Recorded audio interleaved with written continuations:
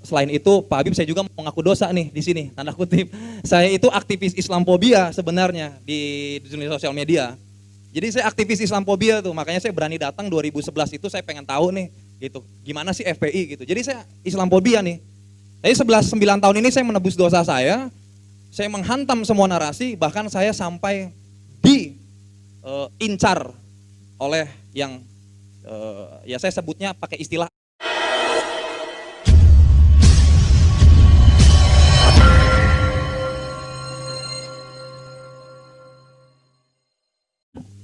Terima kasih. Jadi waktu 2011 itu Habib dan kawan-kawan, seorang yang saya kenal, saya tahu pribadi, jurnalis senior New Lubis aja kaget begitu almarhum Jose Rizal masuk. Jose Rizal FPI gitu. Jadi maksudnya, wah kaget, apalagi saya. Dan kebetulan saya punya tanda kutip pengalaman personal sama FPI, karena salah satu buruh yang saya advokasi namanya Ibu Rosdiana. Suaminya dulu kakinya putus gitu,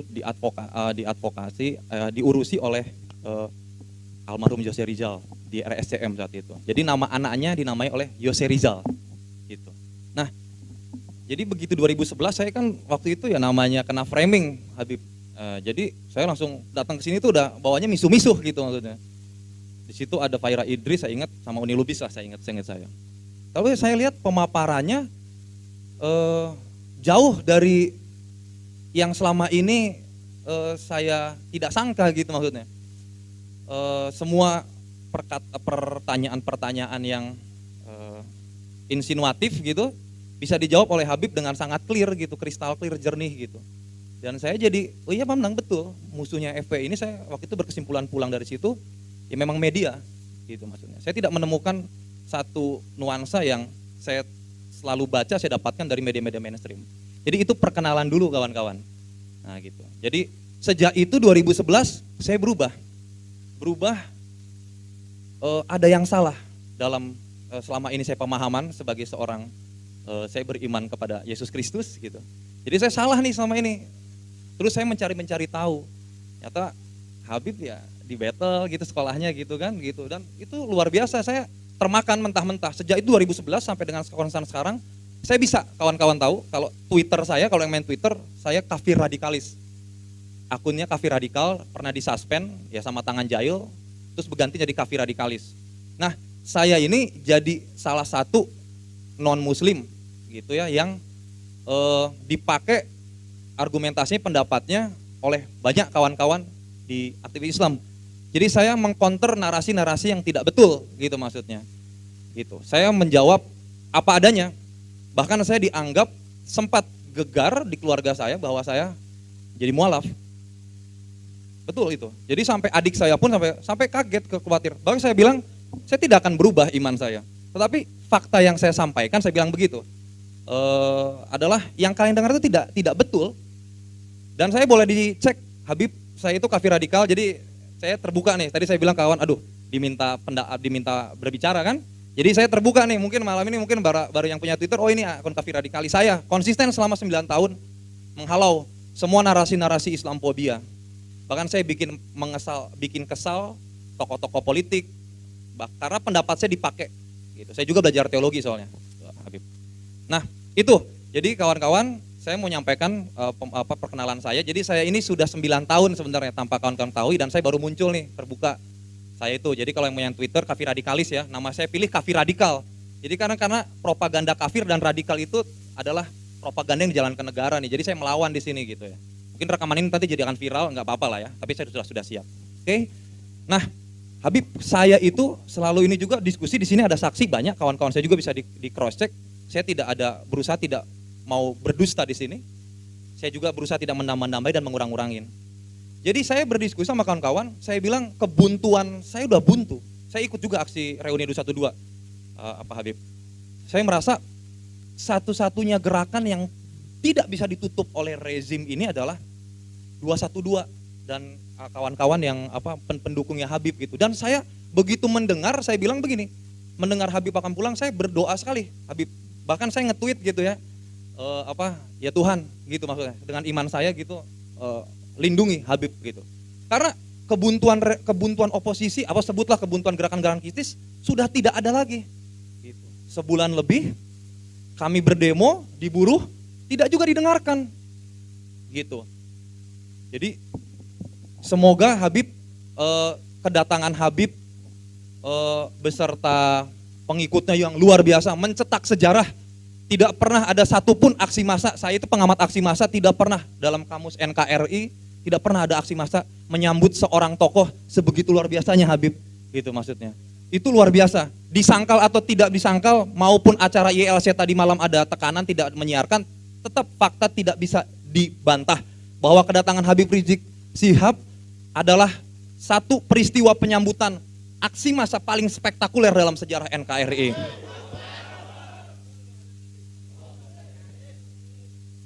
Lalu saya beberapa kali, Habib, ini terakhir dari saya pernah, saya tidak mau berpikir menambatkan pemikiran saya ke sendiri gitu. Saya cari jangkarnya. Salah satu yang saya ajak ngobrol adalah saya 2 kali berkesempatan ke rumahnya Rocky Gerung. Nah, begini saya tukar pikiran tanpa pikiran tertukar. Saya mendapatkan satu hal yang betul makin menguatkan bahwa yang didengung-dengungkan selama ini saya menganggap akal sehat itu Rocky Gerung pakai Monas, monumen akal sehat. Memang betul Pak Habib, bahwa saya merasakan dari tadi saya tidak ada rasa takut, bahkan merasa seperti saya merasa nuansa yang hangat.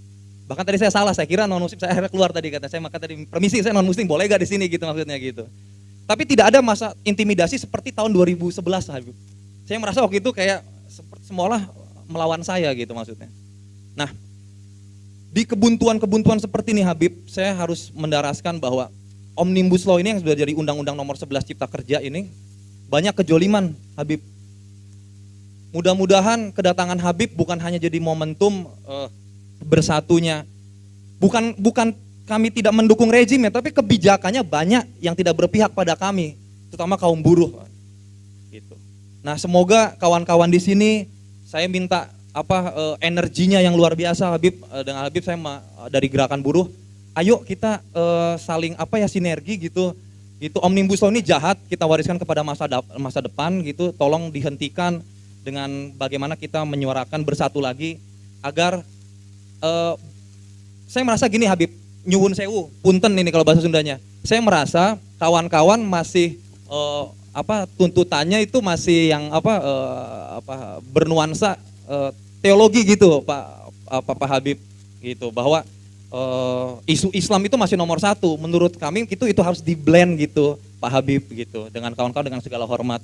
Di blend kenapa? Biar ketika masa Islam itu bisa mendapatkan simpatik dari masa kiri, masa tengah, saya hakul yakin gitu akan ada terjadi perubahan. Selama ini kita tidak ngeblend, mudah-mudahan suara saya ini bisa merangkul. Saya juga bermati-matian selama ini 9 tahun melawan narasi-narasi Islamophobia gitu. Dan selain itu Pak Habib, saya juga mengaku dosa nih di sini, tanda kutip. Saya itu aktivis Islamophobia sebenarnya di dunia sosial media. Jadi saya aktivis Islamophobia tuh, makanya saya berani datang 2011 itu, saya pengen tahu nih gitu, gimana sih FPI gitu. Jadi saya Islamophobia nih. Jadi 9 tahun ini saya menebus dosa saya menghantam semua narasi, bahkan saya sampai diincar oleh yang ya saya sebutnya pakai istilah ahlul Pancasila, orang-orang yang merasa paling Pancasila, yang paling bisa merasa mereka paling berjasa bagi negeri ini, paling Pancasila pokoknya lah gitu.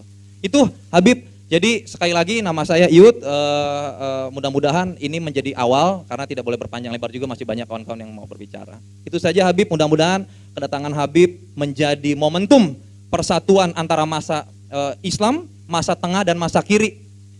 Dan saya sangat yakin Pak Habib bahwa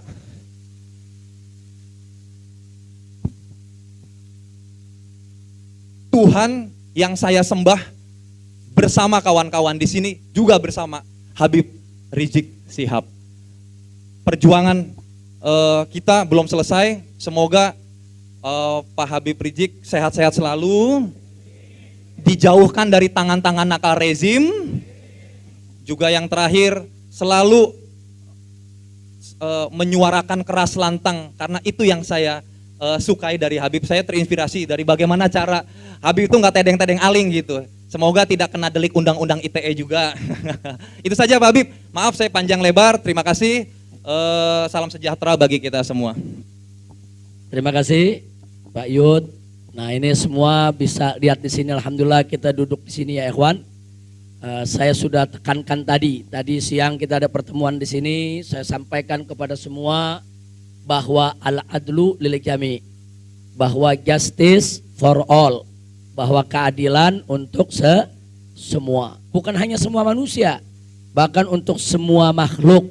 Saudara, semua makhluk sampai tumbuhan, binatang sekalipun harus diperlakukan dengan adil, apalagi manusia, apapun agamanya, apapun sukunya, apapun golongannya saudara, wajib kita memperlakukan semua manusia dengan adil. Jadi nggak usah khawatir Mas Yud, FPI sudah sekian puluh tahun memang di briefing betul, dididik betul laskar-laskarnya untuk selalu menjunjung tinggi keadilan. Jadi kami bukan musuh umat beragama, kami bahkan bukan musuh pemerintah, bukan musuh TNI, bukan musuh Polri, kami musuh kezaliman, kami musuh kemunkaran.